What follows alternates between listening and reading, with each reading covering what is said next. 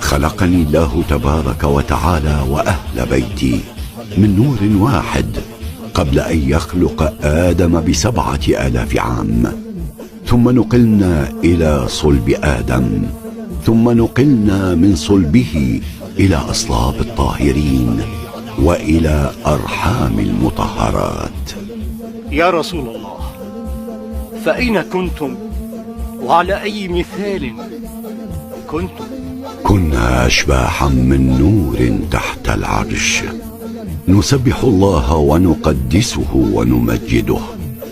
لما عرج بي إلى السماء وبلغت سدرة المنتهى، ثم زخ بي في النور ما شاء الله، وأوحى الله إلي: يا محمد، إني اطلعت إلى الأرض اطلاعة فاخترتك منها فجعلتك نبيا، ثم اطلعت ثانيا فاخترت منها عليا فجعلته وصيك ووارث علمك والإمام بعدك، وأخرج من أصلابكما الذرية الطاهرة والأئمة المعصومين خزان علمي، فلولاكم ما خلقت الدنيا ولا الآخرة ولا الجنة ولا النار.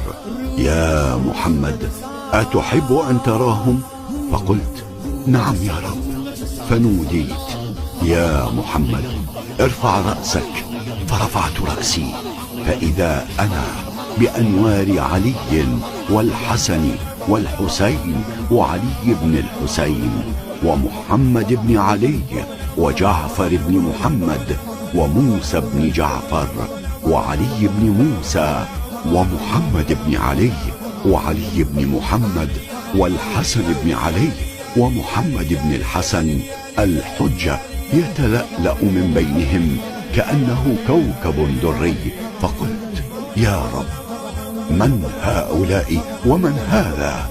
قال: يا محمد، هم الأئمة بعدك المطهرون من صلبك، وهو الحجة الذي يملأ الأرض قسطا وعدلا ويشفي صدور قوم مؤمنين.